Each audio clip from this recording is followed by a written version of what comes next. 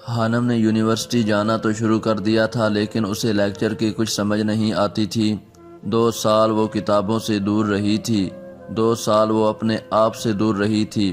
Professor کچھ پڑھاتا تھا، لیکن وہ غائب دماغی سے بس سنے جا رہی تھی۔ پروفیسر اگر اس سے لیکچر کے دوران کچھ پوچھ لیتا تو یقیناً پوری کلاس کے سامنے اس کی بے عزتی لازمی تھی، لیکن صد شکر کہ پروفیسر بس اپنی سنانے والوں میں سے تھا۔ کلاس میں کوئی اور بھی تھا جو اس پر نظر رکھے ہوئے تھا، اور وہ تھا میڈی۔ اسے شروع دن سے خانم تھوڑی عجیب لگی تھی۔ وہ جب سے آئی تھی اس نے کوئی دوست نہیں بنایا تھا، میڈی نے اسے ہمیشہ اکیلے پایا تھا۔ اسے شروع دن سے خانم تھوڑی عجیب لگی تھی۔ لیکچر کب ختم ہوا، کلاس کب باہر گئی، وہ محسوس ہی نہیں کر پائی تھی۔ وہ اس پر چونکی جب میڈی نے ڈیسک بجا کر اسے ہوش میں لانا چاہا تھا۔ میڈی کا ڈیسک بجانا کام آ گیا تھا۔ خانم ایک دم چونکی تھی۔ کلاس خالی تھی، بس 1-2 اسٹوڈنٹس موجود تھے۔ مجھے لگتا ہے کہ تمہیں اس بات کا خاص خیال رکھنا چاہیے کہ کلاس کب ختم ہوتی ہے، وہ عام سے لہجے میں بول رہا تھا۔ شکریہ، ایک لفظی جواب دینے کے بعد وہ اپنی جگہ سے اٹھی تھی اور پھر کلاس سے باہر نکل گئی تھی۔ پیرس میں چمکیلی دھوپ پھیلی تھی۔ خانم اپنے ڈپارٹمنٹ سے نکل کر مین گیٹ کی طرف بڑھ گئی تھی۔ اس کا پڑھنے کی طرف بالکل بھی دھیان نہیں تھا۔ جیسے ہی وہ یونیورسٹی سے باہر نکلی تھی، باہر سڑک کے پار ایک نہر تھی اور پھر دوسری طرف سڑک تھی، یعنی ڈبل وے کے درمیان سے نہر گزر رہی تھی۔ وہ نہر کنارے جا کر بیٹھ گئی تھی۔ کتنی ہی دیر بیٹھے رہنے کے بعد اسے اپنے پاس کسی کی موجودگی کا احساس ہوا تھا۔ خانم نے چونک کر اپنے دائیں جانب دیکھا تھا۔ میں نے سنا ہے کہ خاموش بہتے پانی کے اندر بہت سا شور ہوتا ہے، اگر وہ اپنا یہ شور باہر نکال دے تو دنیا ڈوب جائے۔ وہ پانی پر گہری نظریں جمائے بول رہا تھا۔ خانم نے اسے اپنی کلاس میں نہیں دیکھا تھا، یقیناً وہ کسی اور ڈپارٹمنٹ سے تھا۔ وہ اسے حیرانی سے دیکھ رہی تھی۔ اس لیے خدا پاک نے پانی کو اس کی اوقات یعنی پابند رہنا سکھایا ہے، وہ بولی تو لہجے میں مان تھا۔ اب کی بار چوکنے کی باری لڑکے کی تھی۔ وہ پینٹ پر بنا بازوؤں کی شرٹ پہنے ہوا تھا، یقیناً وہ جم جاتا تھا۔ اس کے کثرتی مسلز نمایاں تھے، بالوں میں پونی پہنے ہوئے تھی۔ خانم بس گہری سانس لے کر رہ گئی تھی۔ یہاں ہر انسان اپنے آپ میں ایک عجوبہ تھا۔ میں ہوں جارڈن، اور تمہارا نام کیا ہے؟ جارڈن نے اپنا تعارف کروایا تھا۔ تم مجھے میری کلاس کے نہیں لگتے۔ خانم نے گویا تصدیق چاہی تھی۔ ٹھیک کہا، میں کسی بھی کلاس کا نہیں ہوں، وہ مسکرایا تھا۔ تو پھر تعارف کی ضرورت کیا ہے؟ وہ اٹھ کھڑی ہوئی تھی۔ یہ بھی خوب کہا، وہ پھر مسکرا دیا تھا۔ خانم کو اس کی آنکھوں میں ایک سرد مہری نظر آئی تھی۔ اسے جارڈن سے خوف محسوس ہوا تھا۔ اس نے وہاں سے جانے میں عافیت جانی تھی۔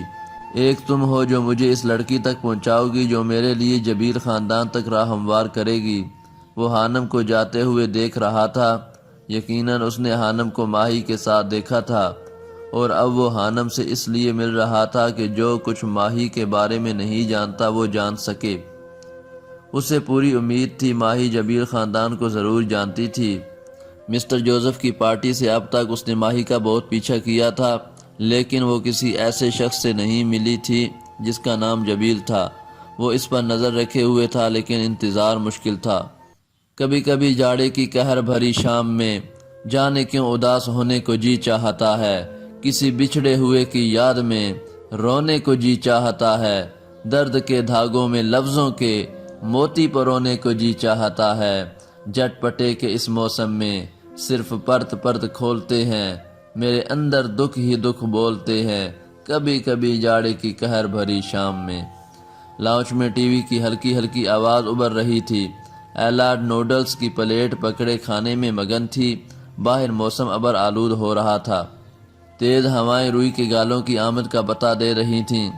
جیسے ہی شام ہوئی تھی چمکیلی دھوپ ایک دم سے غائب ہو چکی تھی۔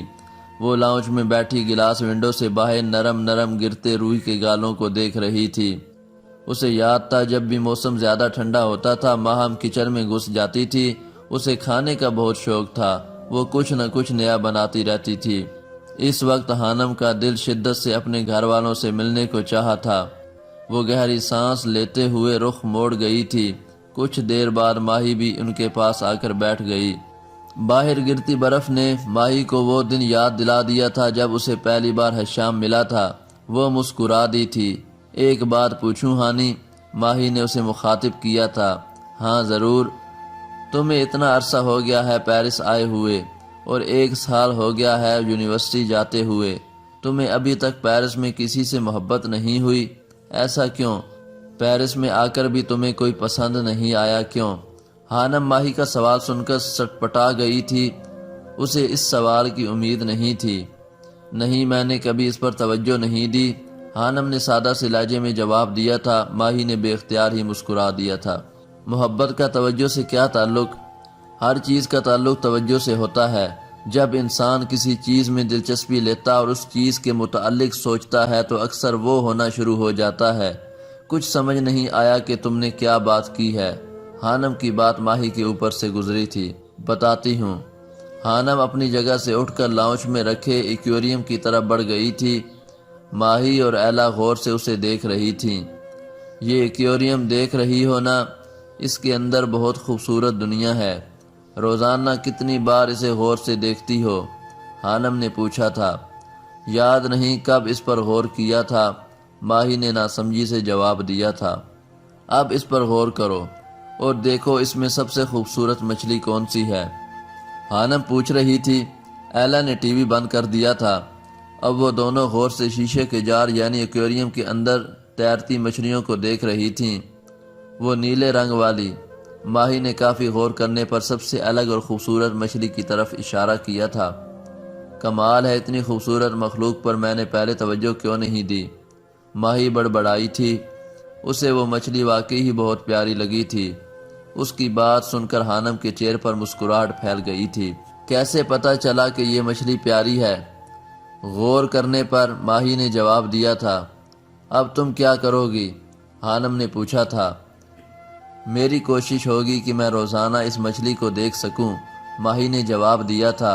اور پھر ابھی اسے دیکھنے کے بعد میرا دل کر رہا ہے کہ اسے چھو کر دیکھوں، ایلا نے اپنا خیال ظاہر کیا تھا۔ اگر تم دونوں ان مچھلیوں پر غور نہ کرتی تو تم دونوں کو کبھی اس بات کا احساس نہیں ہوتا کہ انہیں دیکھنا چاہیے یا چھونا چاہیے۔ یہ بات ثابت کرتی ہے کہ کام کوئی بھی ہو اسے ہماری توجہ خاص بناتی ہے۔ محبت بھی کچھ ایسی ہی منطق رکھتی ہے۔ جب تک کسی انسان پر غور نہیں کرو گے وہ عام سا محسوس ہوگا، لیکن جیسے ہی ہم اس شخص کے متعلق سوچنا شروع کرتے ہیں، اس پر توجہ دیتے ہیں تو ہمیں اس کی اچھائیاں نظر آتی ہیں۔ آہستہ آہستہ وہ ہمیں پسند آتا ہے اور ایک وقت ایسا آتا ہے جب ہمیں محسوس ہوتا ہے کہ ہمیں اس سے محبت ہو گئی ہے۔ وہ اپنی لاجک پیش کر چکی تھی۔ وہ دونوں اسے حیرت سے دیکھ رہی تھیں۔ کچھ ایسا ہی ہوا تھا ماہی کے ساتھ جب اسے پہلی دفعہ حشام نظر آیا تھا۔ سینکڑوں لوگوں میں اس نے حشام پر غور کیا تھا، پھر اسے محسوس ہوا تھا وہ کافی وجیح تھا۔ وہ اس دن جب وہ پہلی بار ایفل ٹاور کے پاس ملا تھا، کتنی ہی دیر اسے غور سے دیکھتی رہی تھی۔ وہ اسے بعد میں سوچتی رہی تھی۔ وہ اس کے حواسوں پر چھانے لگا تھا۔ وہ اسے جاننے کا اشتیاق رکھتی تھی۔ وہ کتنی جگہ ماری ماری پھری تھی اور بالآخر اسے محسوس ہوا تھا کہ اسے حشام سے محبت ہو گئی ہے۔ میں نے کبھی کسی انسان پر اتنی توجہ نہیں دی کہ میں اس سے محبت کر سکوں۔ میرا دل اور دماغ ہمیشہ کسی اور رخ میں چلتا ہے۔ میری سوچ کا دھارا محبت سے کہیں آگے اندیکھی چیزوں کی طرف بہتا ہے۔ میری سوچ کا دھارا محبت سے کہیں آگے اندیکھی چیزوں کی طرف بہتا رہا ہے، خانم بتا رہی تھی۔ لیکن محبت اپنے اختیار میں کب ہوتی ہے؟ یہ تو بے اختیار ہوتی ہے، ماہی نے جانے کس احساس کے تحت کہا تھا۔ ٹھیک کہا، دنیا میں سب سے منہ زور جذبہ محبت کا ہے، لیکن میں یہاں یہ کہوں گی کہ محبت کے ہونے میں ہمارا بھی ہاتھ ہوتا ہے۔ انسان جس چیز کی جستجو کرتا ہے، قدرت اس انسان کا رخ اس کی جستجو کی طرف موڑ دیتی ہے۔ اگر انسان چاہے جانے کی طلب رکھے گا تو یقیناً وہ محبت سے ٹکرائے گا۔ جو چاہے جانے کی طلب رکھتا ہے اس کی آزمائش ہوتی ہے کہ اسے پہلے محبت ہوتی ہے، اسے کسی کی طلب میں مبتلا کر دیا جاتا ہے اور اس کی یہ خواہش ہوتی ہے کہ کوئی اسے چاہے، وہ اس کی آزمائش کے بعد پوری ہوتی ہے۔ میں نے کبھی اس چیز کی خواہش نہیں کی کہ مجھے کوئی چاہے، اور اللہ پاک نے بھی کبھی مجھے محبت جیسے جذبے سے روشناس نہیں کروایا۔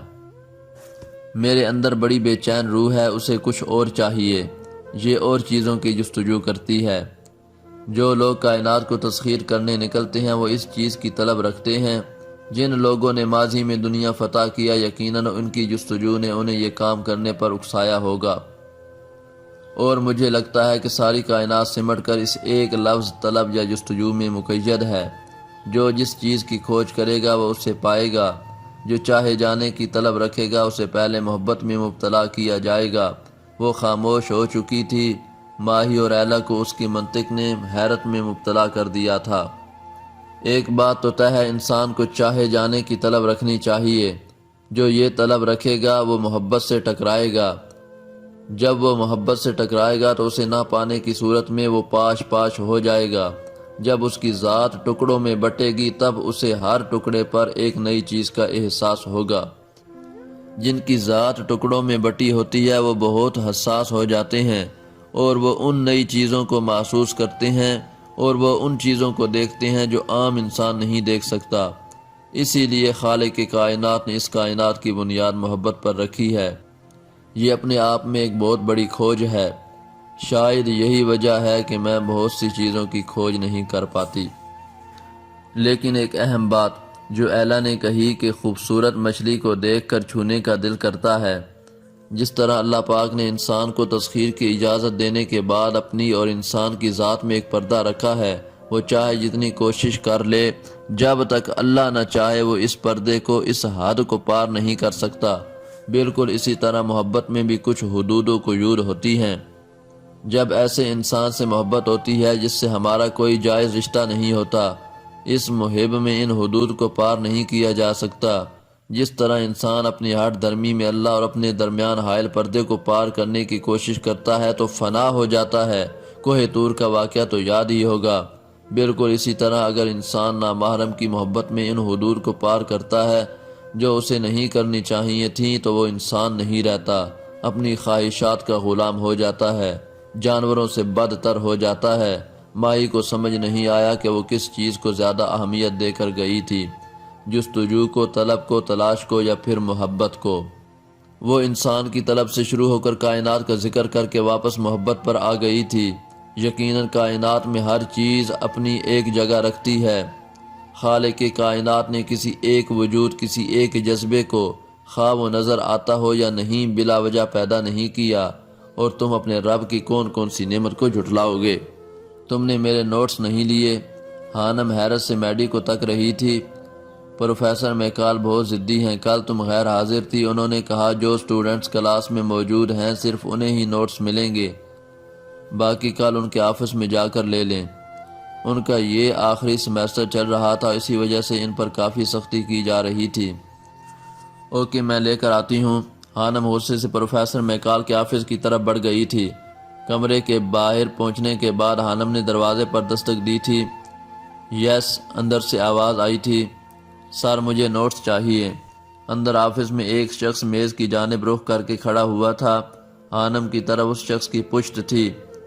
آواز پر اس شخص نے جھٹکے سے پلٹ کر ہانم کو دیکھا تھا۔ اپنے سامنے کھڑے شخص کو دیکھ کر ہانم کا رنگ پیلا پڑا تھا۔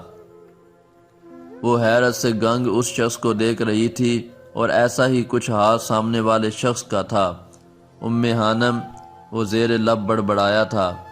ہانم کو اپنا دل ڈوبتا ہوا محسوس ہوا تھا۔ وہ اس شخص سے صرف ایک دفعہ ملی تھی، کچھ سال پہلے کالج کی میٹنگ والے کمرے میں، جہاں اس شخص نے اپنا تعارف حشام بن جبیل کے نام سے کروایا تھا۔ حشام حیرت اور خوشی کے ملے جلے تاثرات سے اسے دیکھ رہا تھا۔ وہ ایک جھٹکے سے مڑی تھی اور آفس سے باہر نکل گئی تھی۔ ہانم کا دل دھک دھک کر رہا تھا۔ وہ جانتی تھی کہ آرجے مر چکا تھا، لیکن اس نے کبھی سوچا نہیں تھا کہ اس کا سامنا آرجے کی فیملی کے کسی شخص سے ہو جائے گا۔ ایسی ہی کچھ حالت حشام کی بھی تھی۔ پروفیسر میکال سے اس کی اچھی خاصی دوستی تھی۔ آج وہ اسے ملنے آیا تھا، لیکن اسے یقین نہیں آ رہا تھا کہ قسمت اس پر یوں بھی مہربان ہو سکتی تھی۔ پروفیسر میکال جب آفس میں داخل ہوا تو حشام کو کرسی پر براجمان کسی گہری سوچ میں غرق پایا تھا۔ کیا ہوا؟ ام ہانم تمہاری اسٹوڈنٹ ہے؟ ہشام نے پوچھا۔ ہاں، پروفیسر میکال نے کچھ دیر سوچنے کے بعد جواب دیا تھا۔ مجھے پہلے کیوں نہیں پتہ چلا؟ ہشام اپنا سر تھام کر رہ گیا تھا۔ ہانم اپنی مخصوص جگہ پر یعنی نہر کے کنارے بیٹھی تھی۔ ہوا کی سرسراہٹ سے دوپٹے کے نیچے سے اس کے بال نکل کر چہرہ چھو رہے تھے۔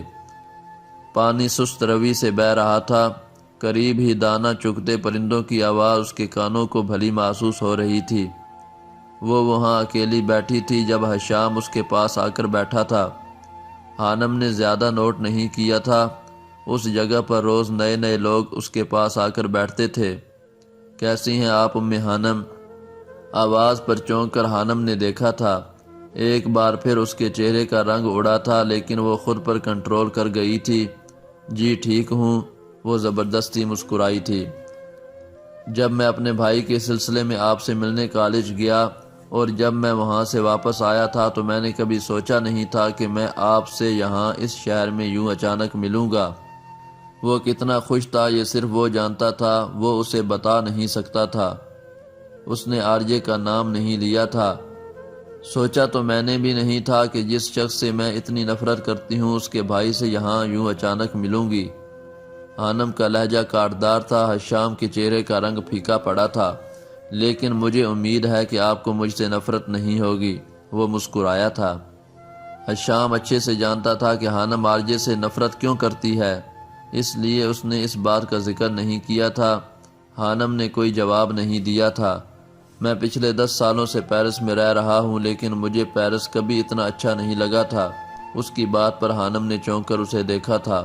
اچھے لوگوں سے مل کر سب اچھا لگنے لگتا ہے، اور پھر آپ تو بہت خاص ہیں اس نشان کی وجہ سے۔ اس نے ہانم کے برتھ مارک کی طرف اشارہ کیا تھا۔ کافی اچھی باتیں کر لیتے ہیں آپ، ہانم مسکرا دی تھی۔ میں خود بھی بہت اچھا ہوں، یہ آپ کچھ دنوں تک جان جائیں گی، وہ پر اعتماد لہجے میں کہہ رہا تھا۔ دیکھتے ہیں، ہانم نے چیلنج کرنے والے انداز میں کہا تھا اور پھر اپنی جگہ سے اٹھ کھڑی ہوئی تھی۔ وہ کالج میں ہونے والی ملاقات میں ہی جان گئی تھی کہ آرجے اور ہشام ایک دوسرے سے بہت مختلف تھے، اور اب اسے یہ محسوس بھی ہو رہا تھا۔ اللہ حافظ، ہشام کے چپ رہنے پر وہ کہتی یونیورسٹی کی طرف بڑھ گئی تھی جبکہ ہشام اسے جاتے دیکھ رہا تھا۔ ماہی، تم ہشام جبیل کو بتا کیوں نہیں دیتی کہ تم اس کے ڈیڈ کے بزنس پارٹنر کی بیٹی ہو؟ ایلا کو ماہی کی اپنی محبت کے معاملے میں یوں خاموشی کوفت میں مبتلا کر دیتی تھی۔ اس سے کیا ہوگا؟ ماہی نے لیپ ٹاپ پر نظریں جما کر پوچھا تھا۔ اس سے اسے یہ احساس تو ہوگا نا کہ تم کوئی عام لڑکی نہیں ہو، شاید اسے تمہاری قدر ہو۔ ایلا تم پاگل ہو۔ ماہی اس کی بات سن کر مسکرا دی تھی۔ اس کا MBA مکمل ہو گیا تھا، وہ یہاں ایک ملٹی نیشنل کمپنی میں جاب کر رہی تھی، وہ اس وجہ سے کہ اسے کچھ تجربہ ہو جائے تاکہ وہ اپنے باپ ہمدان کا بزنس سنبھال سکے۔ وہ اکثر بزنس کو لے کر ہمدان صاحب سے بحث کرتی تھی۔ میں سچ کہہ رہی ہوں، ایلا نے منہ بنایا تھا۔ اس سے پہلے ماہی کچھ کہتی اس کا فون بجا تھا۔ بابا کی کال ہے، ماہی نے کہتے ہوئے کال اٹھائی تھی۔ بیٹا پیرس میں ضیاء کا بیٹا رہتا ہے، شاید میں نے تمہیں بتایا ہو۔ آج شام ہماری پیرس میں میٹنگ تھی جس میں میرا اور ضیاء کا ہونا لازمی تھا۔ کل کچھ مصروفیات کی وجہ سے میں نہیں آ سکا اور ضیاء بھی بیمار ہے۔ تم بزنس کو اچھے سے جان گئی ہو، میں چاہتا ہوں میری طرف سے تم میٹنگ اٹینڈ کرو اور اپنے ساتھ ہشام جبیل کو بھی لے کر جاؤ۔ میں ابھی تمہیں ساری ڈیٹیل بھیج دیتا ہوں اور ہشام کا نمبر اور ایڈریس بھی۔ سلام دعا کے بعد ہمدان صاحب نے کام کی بات کی تھی۔ جی بابا، وہ بس اتنا ہی کہہ پائی تھی۔ لو ہو گئی تمہاری خواہش پوری، اب پتہ چل جائے گا مسٹر جبیل صاحب کو۔ ماہی مسکرا دی تھی، وہ خوش تھی اور یہ خوشی ہشام جبیل سے ملنے کی تھی۔ ہشام ماہین ہمدان کو دیکھ کر حیران رہ گیا تھا۔ اس نے کبھی سوچا نہیں تھا کہ ماہین ہمدان سیٹھ ہمدان کی بیٹی تھی۔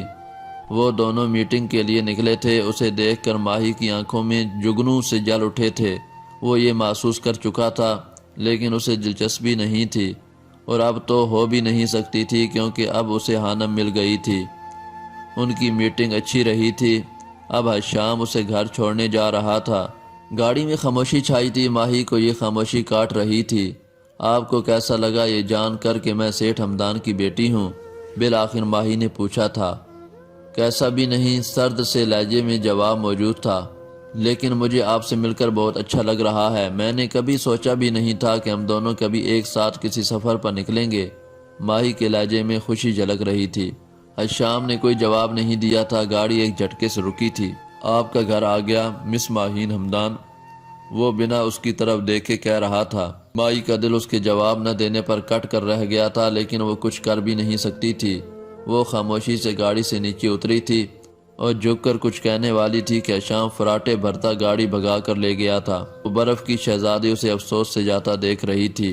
سارے رشتے بھلائے جائیں گے، اب تو غم بھی گنوائے جائیں گے، جانیے کس قدر بچے گا وہ اس سے جب ہم گھٹائے جائیں گے، اس کو ہوگی بڑی پشیمانی اب جو ہم آزمائے جائیں گے، کیا غرض دور جام سے ہم کو، ہم تو شیشے چبائے جائیں گے، میری امید کو بجا کہہ کر سب میرا دکھ بڑھائے جائیں گے، کم سے کم تجھ گلی میں جانا دھوم تو ہم مچائے جائیں گے، زخم پہلے کے اب مفید نہیں، اب نئے زخم کھائے جائیں گے، شاخساروں تمہارے سارے پرند ایک نفس میں اڑائے جائیں گے، ہم جو کب تک کبھی نہ پائے گئے کن زمانوں میں پائے جائیں گے، آگ سے کھیلنا ہے شوق اپنا اب تیرے خط جلائے جائیں گے، جمع کیا ہے ہم نے غم دل میں، جمع کیا ہے ہم نے غم دل میں، اس کا اب سود کھائے جائیں گے، شہر کی محفلوں میں ہم اور وہ ساتھ اب کیوں بلائے جائیں گے، ہے ہماری رسائی اپنے میں، ہم خود اپنے میں آئے جائیں گے، ہم نہ ہو کر بھی شہر بودش میں آئے جائیں گے جائے جائیں گے، مجھ سے کہتا تھا کل یہ شاہ بلوت، مجھ سے کہتا تھا کل یہ شاہ بلوت، سارے سائے جلائے جائیں گے، ہوگا جس دن فنا سے اپنا وصال ہم نہایت سجائے جائیں گے، جون یوں ہے کہ آج کے موسیٰ آگ بس آگ لائے جائیں گے۔ حشام بہانوں سے حانم سے ملنے لگا تھا۔ وہ جہاں جاتی وہ بھی اتفاقاً پہنچ جاتا تھا۔ حانم نے کبھی اس بات کو نوٹ نہیں کیا تھا، آج بھی وہ اسے ہی تلاش کر رہا تھا۔ بی جان اسے شادی کا کہہ رہی تھی، وہ اس پر دباؤ ڈال رہی تھی، اور آج وہ اسی سلسلے میں حانم سے ملنے والا تھا، اور وہ اسے اپنے دل کی بات بتانے والا تھا تاکہ بعد میں ہی بی جان کو اپنی پسند بتا سکے، لیکن وہ پہلے حانم کی پسند جاننا چاہتا تھا۔ وہ اسے نہر کے کنارے پرندوں کو دانہ ڈالتی نظر آ گئی تھی۔ حشام ہاتھ میں پکڑا کیک لیے اس کی طرف بڑھا تھا۔ آج حشام کی برتھ ڈے تھی۔ وہ جانتا تھا کہ حانم نہیں جانتی تھی، اور وہ یہ بھی جانتا تھا کہ وہ اسے وش نہیں کرے گی، لیکن وہ اس دن کو خاص بنانا چاہتا تھا۔ السلام علیکم، کیسی ہیں آپ؟ حانم کے قریب پہنچنے پر اس نے پوچھا تھا۔ جی میں بالکل ٹھیک ہوں، آپ سنائیں، اور یہ کیک کس لیے؟ حانم، میرا برتھ ڈے ہے، اور جب سے میں پیرس آیا ہوں یہ پہلا موقع ہے کہ میں کیک کاٹنے جا رہا ہوں، اور وہ بھی بہت ہی خاص شخصیت کے ساتھ۔ ہیپی برتھ ڈے مسٹر حشام جبیل۔ اس کی بات سن کر حانم مسکرا دی تھی۔ شکریہ، وہ بھی مسکرایا تھا۔ دیر نہیں کرنی چاہیے، پھر ویسے بھی مجھے کیک بہت پسند ہے کھانے میں۔ وہ دونوں وہیں کنارے پر بیٹھ گئے تھے۔ میں آج آپ سے کچھ مانگنے والا ہوں، کیک کاٹنے کے بعد حشام نے سنجیدہ لہجے میں کہا تھا۔ اس کے لہجے میں کچھ تھا۔ حانم نے چونک کر اسے دیکھا تھا۔ آج میرا جنم دن ہے، اس دن لوگوں کو بہت سے تحائف ملتے ہیں، مجھے بھی ایک تحفہ چاہیے، وہ بھی آپ سے۔ اس کی بات سن کر حانم کو ایک غیر معمولی سا احساس ہوا تھا۔ آج وہ کسی اور لہجے میں بول رہا تھا۔ جی مانگیں، حانم نے دھڑکتے دل سے کہا تھا۔ آج اس خوبصورت دن کے اختتام پر جس میں آپ میرے ساتھ ہیں، مجھے آپ سے حانم چاہیے، آپ میرے لیے سب سے بڑا تحفہ ہیں، مجھ سے شادی کریں گی حانم؟ حشام نے گویا دھماکہ کیا تھا۔ حانم اپنے پیلے پڑتے چہرے کے ساتھ اسے دیکھ رہی تھی۔ اسے حشام سے اس بات کی امید نہیں تھی۔